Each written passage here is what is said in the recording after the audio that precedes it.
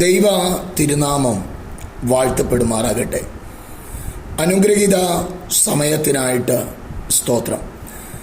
എൻ്റെ വീണ്ടെടുപ്പുകാരനും രക്ഷകനുമായ യേശുക്രിസ്തുവിൻ്റെ മാറ്റമില്ലാത്ത വചനവുമായിട്ട് നിങ്ങളുടെ അടുക്കൽ ഒരിക്കൽ കൂടെ കടന്നു വരുവാൻ സ്വർഗത്തിലെ ദൈവം അടിയനെ സഹായിച്ച ദൈവ കൃപയെ ഓർത്ത് സ്തോത്രം ചെയ്യുന്നു. ദൈവ വചന കേൾവിക്ക് ദൈവസന്നിധിയിലായിരിക്കുന്ന എല്ലാ ദൈവജനത്തെയും സ്വർഗത്തിലെ ദൈവം അനുഗ്രഹിക്കുമാറാകട്ടെ. ഈ വചന കേൾവി നിങ്ങളുടെ ജീവിതത്തിൽ അനുഗ്രഹമായി മാറട്ടെ എന്ന് ആത്മാർത്ഥമായിട്ട് ആഗ്രഹിക്കുകയാണ്. അല്പസമയത്തെ വചനചിന്തയ്ക്ക് 94 സങ്കീർത്തനത്തിൻ്റെ 17 വചനമാണ് നാം വായിക്കുന്നത്. യഹോവ എനിക്ക് സഹായമായിരുന്നില്ലെങ്കിൽ എൻ്റെ പ്രാണൻ വേഗം മൗനവാസം ചെയ്യുമായിരുന്നു. അനുഗ്രഹീത ഒരു തിരുവചനത്തിനായി സ്തോത്രം ചെയ്യുകയാണ്. വിശുദ്ധ വേദപുസ്തകത്തിൽ രേഖപ്പെടുത്തിയിരിക്കുന്ന തിരുവചനങ്ങൾ നാം ശാന്തമായി വായിക്കുകയും ധ്യാനിക്കുകയും ചെയ്യുമ്പോൾ നമ്മുടെ ജീവിതയാത്രയിൽ അനുദിനം ഉണ്ടാകുന്നതായ പല സംഭവങ്ങളെയും തിരുവചനം പലപ്പോഴും ഓർപ്പിക്കുകയും നമ്മെ ബലപ്പെടുത്തുകയും നമ്മെ ആശ്വസിപ്പിക്കുകയും ചെയ്യുന്നത് കാണുവാൻ കഴിയും. ഈ തിരുവചന ഭാഗം ഈ പകലിൽ നാം ചിന്തിക്കുമ്പോൾ നമ്മുടെ ജീവിതത്തിൽ ഒരു അനുഗ്രഹമായി മാറട്ടെ എന്ന് ആത്മാർത്ഥമായിട്ട് ഞാൻ ആഗ്രഹിക്കുകയാണ്. ഞാൻ എൻ്റെ ജീവിതത്തിൽ കഴിഞ്ഞ ഒരു ദിവസം ശുശ്രൂഷയോടുള്ള ബന്ധത്തിൽ ഒരിടത്ത് കടന്നുപോയി പ്രാർത്ഥന കഴിഞ്ഞ ഒരു ഭവനത്തിലുള്ള പ്രാർത്ഥന കഴിഞ്ഞ് മടങ്ങി ഞാൻ പാർക്കുന്ന ഭവനത്തിലേക്ക് വരുമ്പോൾ പെട്ടെന്ന് ഒരു ആപത്ത് എനിക്ക് സംഭവിക്കാമായിരുന്നു. എന്നാൽ വലിയവനായ ദൈവത്തിൻ്റെ അദൃശ്യമേറിയ കരം എന്നെ താങ്ങിയതുകൊണ്ട് ശരീരത്തിന് ഒരു പോറൽ പോലും സംഭവിക്കാതെ അത്ഭുതകരമായി രക്ഷപ്പെട്ടതായ ആ സാഹചര്യത്തെ ഞാൻ ഈ വചനത്തിൽ ഒന്ന് ഓർക്കുകയാണ്. ദൈവം നമ്മെ സഹായിക്കുന്നില്ല എങ്കിൽ, ദൈവം നമുക്ക് വേണ്ടി കരുതുന്നില്ല എങ്കിൽ, ദൈവം നമുക്ക് വേണ്ടി പ്രവർത്തിക്കുന്നില്ല എങ്കിൽ ശത്രുവായവൻ എന്നെ നമ്മെ തകർത്തു കളഞ്ഞേനെ. എന്നാൽ ശത്രുവായ പൈശാചികൻ നമ്മെ തൊടുവാൻ അനുവദിക്കാതെ വണ്ണം നമ്മെ പരിപാലിച്ചതായ ആ പരിപാലകനെ ഈ പകലിൽ ഒന്നോർക്കുവാൻ ഇടയാകട്ടെ. ഈ തിരുവചനം രേഖപ്പെടുത്തിയത് ആരെന്ന് അവിടെ വ്യക്തമല്ല. ആര് തന്നെ ആയിരുന്നാലും ഞാൻ വിശ്വസിക്കുന്നു അവരുടെ ജീവിതത്തിൽ ദൈവം ചെയ്തതായ ഉപകാരത്തെ ഓർത്ത് ദൈവസന്നിധിയിൽ ധ്യാനിച്ചു കൊണ്ടിരുന്നപ്പോൾ ദൈവാത്മാവ് നൽകിയ വചനമായിരിക്കും ഈ വചനമെന്ന് ഞാൻ വിശ്വസിക്കുകയാണ്. കാരണം തിരുവചനം രേഖപ്പെടുത്തുവാൻ ദൈവം ഉപയോഗിച്ചിട്ടുള്ള വ്യക്തി ജീവിതങ്ങളെ എടുത്തു പഠിക്കുമ്പോൾ അവരുടെ ജീവിത അനുഭവത്തോട് ചേർത്താണ് ദൈവവചനം രേഖപ്പെടുത്തുവാൻ ദൈവം അവരെ ഇടയാക്കിയിട്ടുള്ളത്. അപ്രകാരം ജീവിത അനുഭവത്തിലൂടെ യാത്ര ചെയ്ത ആരാണ് രേഖപ്പെടുത്തിയതെന്ന് വ്യക്തമല്ല. ഒരുപക്ഷെ ആസാഫായിരിക്കാം, അല്ലെങ്കിൽ കോരകപുത്രന്മാരായിരിക്കാം, ദാവീദോ അല്ലെങ്കിൽ മോശയോ മറ്റാരെങ്കിലോ ആകാം. ആരെന്ന് വ്യക്തമല്ല. എന്നാൽ ഈ പകലിൽ ഈ ദൈവവചനം നാം കേൾക്കുമ്പോൾ നമ്മുടെ ജീവിതവുമായി ഈ വചനമൊന്ന് ചിന്തിപ്പാൻ, ഒന്ന് തുലനം ചെയ്യുവാൻ ഇടയാകട്ടെ. കഴിഞ്ഞ നാളുകളിൽ കുഞ്ഞെ, ശത്രുവായവൻ എത്രയോ തവണ നിന്നെ തകർത്തു കളയുവാൻ അവൻ പദ്ധതിയിട്ടു. എന്നാൽ ആ പദ്ധതിക്കകത്ത് നീ പെട്ടുപോകാതെ നിന്നത് നിന്റെ മിടുക്കുകൊണ്ടല്ലോ, എൻ്റെ ദൈവത്തിൻ്റെ കരുണയെന്ന, എൻ്റെ ദൈവത്തിൻ്റെ പരിപാലനമെന്ന, അവൻ നിന്നെ സഹായിച്ചതെന്ന് ഇന്ന് പകലിൽ മറന്നു പോകാതെ ഓർക്കുവാൻ ദൈവാത്മാവ് ഓർപ്പിക്കുകയാ. Praise the Lord. അന്ധകാരമണ്ഡലം നിനക്ക് എതിരെ ആക്രോശിച്ചുകൊണ്ട് നിന്നെ തകർത്തു കളയുവാൻ പദ്ധതികൾ ഒരുക്കിയപ്പോൾ, അവൻ കെണികൾ ഒരുക്കിയപ്പോൾ കെണിക്കകത്ത് പെട്ടുപോകാതെ നിന്നെ വിടുവിച്ചതായ വിടുതലിനെ ഒന്ന് ഓർക്കുവാൻ ഇടയാകട്ടെ. ഇതരണത്തിൽ വിശുദ്ധ വേദപുസ്തകത്തിൽ മരുഭൂമി യാത്രയിൽ ദൈവത്തോട് മത്സരിച്ച ചില കൂട്ടരെ കുറിച്ച് രേഖപ്പെടുത്തിയിട്ടുണ്ട്. ആ കുടുംബത്തിൽ നിന്ന് ഭാഗ്യവശാൽ രക്ഷപ്പെട്ടതായ പുത്രന്മാരെ കുറിച്ച് വേദപുസ്തകം കോരഗ് പുത്രന്മാർ എന്ന് രേഖപ്പെടുത്തുന്നുണ്ട്. പിതാവ് മത്സരിയായി തീർന്നു. എന്നാൽ പിതാവിൻ്റെ മത്സരത്തിന് കൂട്ടാളിയാകാതെ നിന്നതായ പുത്രന്മാർ മോശയുടെ അധരത്തിൽ നിന്നും വേദനജനകമായ ദൈവ അരുളപ്പാട് പുറപ്പെട്ടപ്പോൾ അവരുടെ കൂടാരത്തിനടുത്ത് നിന്ന് മാറുവാൻ മോശയുടെ അധരത്തിൽ നിന്നും ശബ്ദം പുറത്തു വന്നപ്പോൾ ഒരുപക്ഷേ പിതാവിനോട് ചേർന്ന് നിന്നിരുന്നതായ പുത്രൻ ആ ഇടം വിട്ട് ഓടുവാൻ തുടങ്ങി. അവൻ ഓടി അഭയം പ്രാപിച്ചത്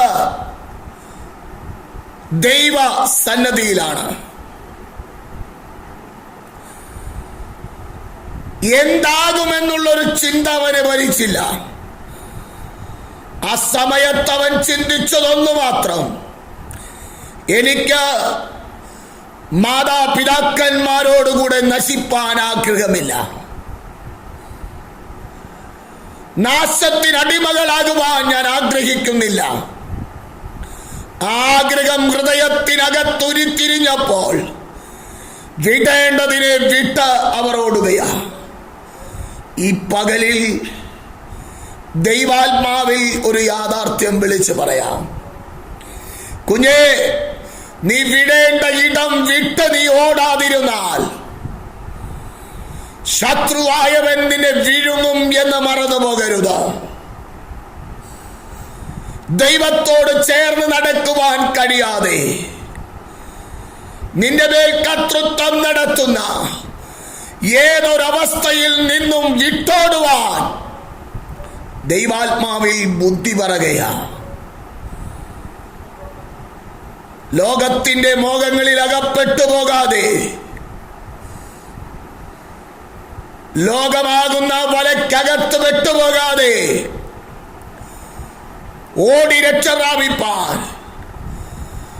കോരകപുത്രന്മാർ ദൈവസന്നിധി തിരഞ്ഞെടുത്ത് ദൈവസന്നിധിയിൽ അഭയം പ്രാപിച്ച അവരുടെ ജീവിതത്തെ ശാന്തമായി നമ്മൾ തിരിഞ്ഞൊന്ന് നോക്കിയാൽ പിൻകാലങ്ങളിൽ അവർ അനുഗ്രഹിക്കപ്പെടുന്നത് കാണുവാൻ കഴിയും.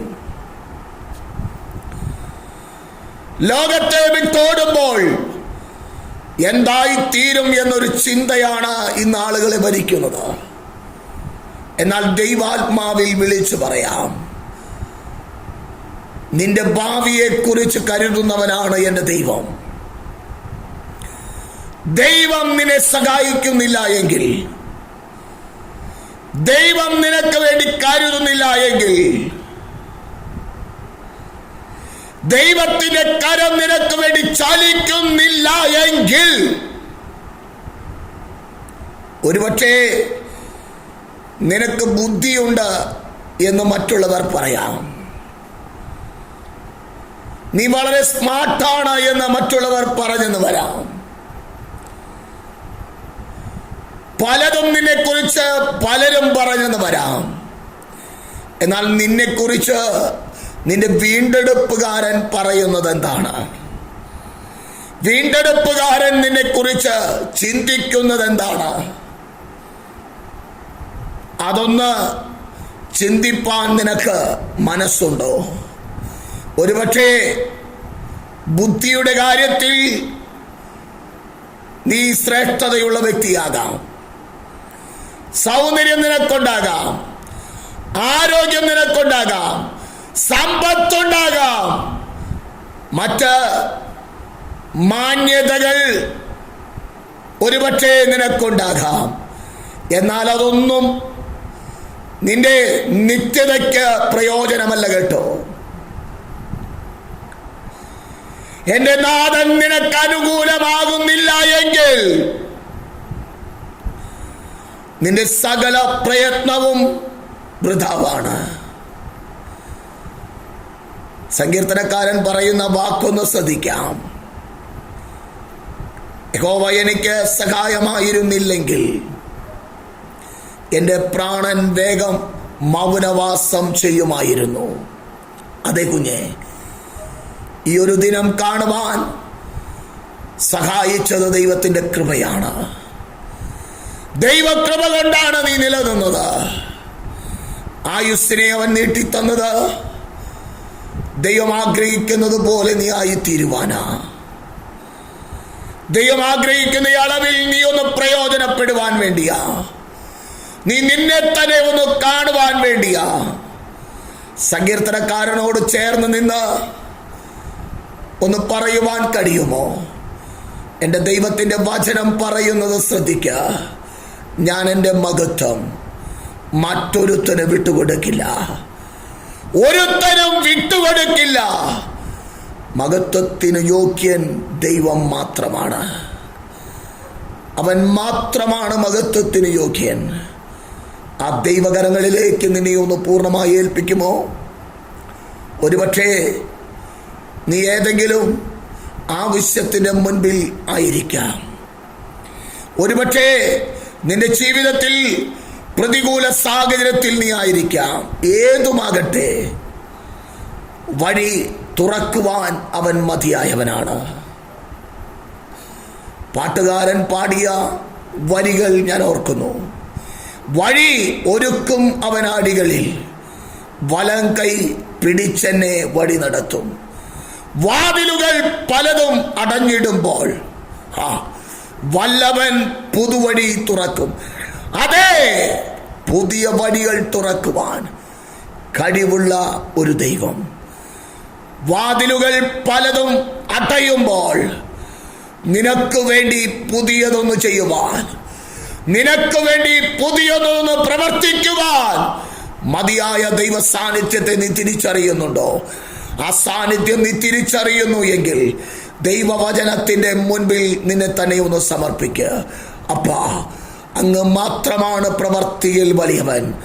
അങ്ങയുടെ പ്രവർത്തിയുടെ കരം എൻ്റെ ജീവിതത്തിൽ വെളിപ്പെടട്ടെ. എനിക്ക് വേണ്ടി പ്രവർത്തിക്കുന്ന ദൈവകരം കണ്ടുകൊണ്ട് ദൈവത്തെ മഹത്വപ്പെടുത്തുവാൻ ഇടയാകട്ടെ എന്ന് ധൈര്യത്തോടുകൂടെ പറയുവാൻ കഴിയുമോ? നിന്റെ മുൻപിൽ നിൽക്കുന്ന അപ്രതികൂലത്തെ കണ്ട് നീ ഭയപ്പെടരുത്. അപ്രതികൂലത്തോട് പറ, ഇല്ല പ്രതികൂലമേ, ഇല്ല ദുഷ്ടാത്മാവേ, ഞാൻ എൻ്റെ ദൈവത്താൽ മുൻപോട്ട് ഗമിക്കും. എൻ്റെ ദൈവം എനിക്ക് വേണ്ടി ചില പുതുവഴികളെ തുറക്കും. എനിക്ക് വേണ്ടി പ്രവർത്തിക്കുന്ന ദൈവത്തിൻ്റെ പ്രവൃത്തിയെ ഞാൻ കാണും. ഞാൻ എൻ്റെ ജീവിതത്തിൽ അത് അനുഭവിക്കും. നിനക്കെന്നെ തടഞ്ഞു നിർത്തുവാൻ കഴിയുകയില്ല. വഴിയൊരുക്കുന്നു അവൻ ആഴിയിൽ. അതെ, ഈ വചന കേൾവി നിങ്ങൾ കേട്ടുകൊണ്ടിരിക്കുമ്പോൾ നിങ്ങൾക്ക് വേണ്ടി ആഴിയിൽ വഴിയൊരുക്കുന്ന ആ ദൈവത്തിൻ്റെ പ്രവൃത്തിയുടെ കരം നിങ്ങൾക്കായി വെളിപ്പെടുകയാ. ആ പാട്ടിൻ്റെ വരികൾ നിങ്ങളുടെ ജീവിതത്തിൽ ഒരു പ്രവൃത്തിയായി വെളിപ്പെട്ട് വരട്ടെ. ആ പാട്ടിൻ്റെ വരികൾ ഒരു പുതിയ വഴി നിങ്ങൾക്ക് വേണ്ടി തുറന്നു വരുവാനിടയാകട്ടെ. അതിൽ കൂടെ പ്രവർത്തിക്കുന്ന ആ ദൈവശക്തിയുടെ അധികാരം അനുഭവിച്ചറിയുവാൻ ഇടയാകട്ടെ. ആഴിയിൽ വഴി തുറക്കുന്ന എൻ്റെ ദൈവത്തിന് നന്ദി പറഞ്ഞുകൊണ്ട് വാക്കുകൾ നിർത്തുന്നു. ദൈവം നമ്മെ സഹായിക്കട്ടെ.